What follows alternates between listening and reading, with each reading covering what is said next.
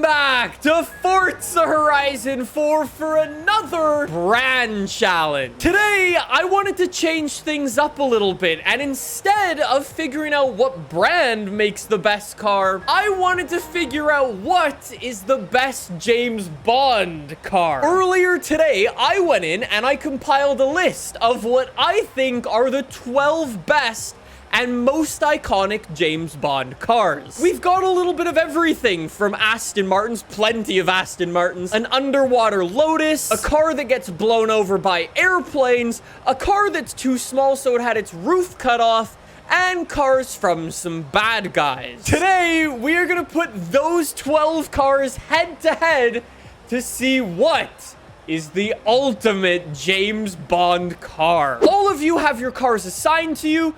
Come back out in your vehicle bone stock, all right? At least to start things off, we're gonna be driving our vehicles bone stock, and most of these guys are S1 class, S1 class, A class. I'm B class. The only worse option than this is probably this. I don't actually know how many people know this about the game, but yeah, I have actual missiles. Do not shoot me in the back. We have some seriously cool cars out here. Literally all eras of James Bond. This is probably one of my favorites, the Toyota 2000 GT. Hello, Kimmy. I'm sorry you have to drive that. I'm looking at all the cars lined up next to each other, and in terms of the class, I don't think we're actually that screwed out here today. Now that we've all got our cars, why don't we start things off with a simple drag race? I would like to apologize to the Citroen 2CV in advance. Oh boy, yes, at least I'm lined up next to the 2CV. Ank is gonna destroy me off of the line. There goes the Jag up to P1 instantly. No way. I'm actually not doing bad. I'm in P5. Literally middle of the pack. No way. 14-second quarter mile. At least I did better than the 2CV. That was nearly a 20-second quarter mile. I guess to nobody's surprise, the Jag is actually OP considering it's both S1 class and all-wheel drive. The Aston Martins actually did really, really well. So apparently, James Bond has actually chosen some very good cars. I am surprised that the Toyota was able to beat the Bentley, even considering the class difference. I think it's time for a little bit of a race. Now, where should we go? Maybe over here. It's been a long time since we've done this racetrack. We're gonna do another showdown race. So the slowest cars will start first. Ank and Fire starting in P11 and P12. You have 3 laps to try your best to overtake us. Good luck. These guys are getting a nearly 30-second head start. So there goes the 2CV and the... Well, the 2CV doesn't really get off the line. It's sort of more just, you know, rolls away. D-class guys are on the way now. And now it's time for the B-class boys. Good luck, lads. DB5, get those guns already, and we can shoot out anybody who's in our way. We actually got 3 Aston Martins out here. Those look so sick. The DB5 is already leading the B class away. I wonder when we're gonna see the 2CV. That is my question. Ignore that. I can see it. There he is. There's the 2CV. Watch out for behind. The faster guys are already catching us up. Oh boy. Hello, Kimmy. Goodbye, Kimmy. You know, Kimmy's just happy to be here. Come on, DB5. We're closing in on the Ford Mustang Mach 1. This is going to be for a podium position. Get on the brakes. Okay, those don't really work if you're from the 1960s. Nathan, no. How is that guy so fast? Oh my god, Fire is flying. That thing is unreal quick compared to me. More people. No, it's Liam. Okay, remember when I said I thought I could possibly finish on the podium? Yeah, well, that was a lie. No way Nathan was actually able to win. Meanwhile, oh, last place. No. No! No! No! No! I had no idea he was even there. Look at the fastest laps in this race. Fire and Nathan are both sub 1 minute. I was a 1 minute 06. That's not too bad. And then there was a bit of a gap. Kimmy had a 1 minute 28 second best lap and got DNF. I'm a little bit disappointed about the Aston Martins in that race, though. P6, 7, 8, and 9? That's not so great. I think we've embarrassed ourselves enough trying to drive these vehicles bone stock. Why don't we go back to the festival? I'm gonna let you do any upgrades that you want. Top of S1 class. How does that sound? I have no idea what upgrades I can actually do to this thing. A 6.2 liter V8 or a 5.2 liter V10.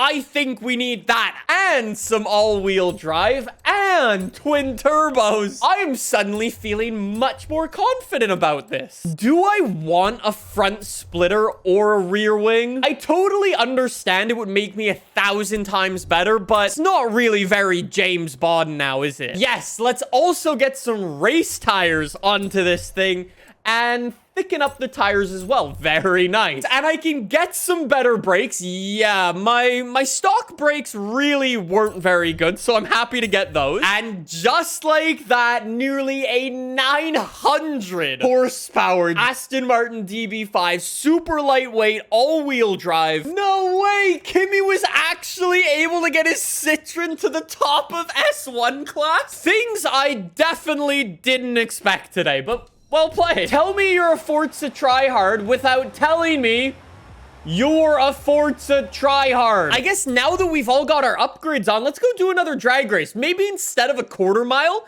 let's go for something a little bit longer. I'm not gonna lie, I'm still a little bit scared about that Jag, but watch out for DJ as well. I know how light that Lotus is.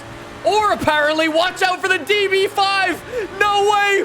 The DB5 is a rocket ship. Let's go. P1. P1. No way. No way. The Citroen actually came P5. Things you love to see. Meanwhile, the Jag that I thought would do really well actually struggled quite a bit all the way down in P9. That sucks. Once again, Aston Martin gets the victory and is doing James Bond proud. Before we do a race, why don't we test out some James Bond driving mechanics? And I wanted to do a danger sign because let's be honest, in every James Bond movie, there is a massive jump. And I think we need to see which one of our vehicles will fly the furthest. While you're here, please like and subscribe. Thank you. Rules for this. Everybody's gonna start from the same area all the way up here. We're all gonna drive down the hill sort of kind of one by one. As soon as you get in the air, slam on your brakes, hold your brakes, and then where you stop is how far you've gone. Come on, DB5. We already know we're mega quick off the line. Slam on the brakes. Uh-oh. If I slam into a house, that's not good. That's not bad. I'll take that. The 2000 GT is soaring.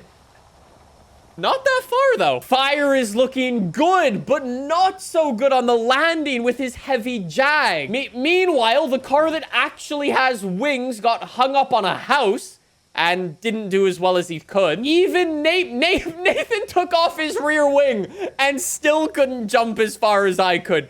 There's the colorful old Aston, not bad. Ank is done very, very well, but I think my DB5 is still a little bit further. There goes the big Mulsanne. That thing can barely jump. The 2CV can fly. Never mind. What is going on with the Aston Martin DB5? How is this car so good? We just beat out Ank in his DB10. That thing is so cool looking. Nathan did well, even with cheating by taking off his rear wing. Anyways, after that very scientific test, let's go do a race. I see how the game's playing this because we're so fast and we're so likely to win. The game spawned us in dead last. I see. I get it. Predictions. Watch out for Ank. I would imagine that DB10 is really fast. Same thing for Nathan and the DBS. I feel like both of those cars are in a very good place with the upgrades they have. We will see, though. I am not counting out the DB5 because this thing was really, really good. So Come on, buddy. Here we go. Okay, remember what I said about being really good? It doesn't turn. It barely turns. Those stupid, silly wheel things are throwing my balance and my wheels out. Okay, that's already lap number 1 done. I'm being blocked by the big Bentley in front. Please get past this Bentley. Thank you. I am James Bond. I have now murdered a man. Life. All right, I guess I deserve that.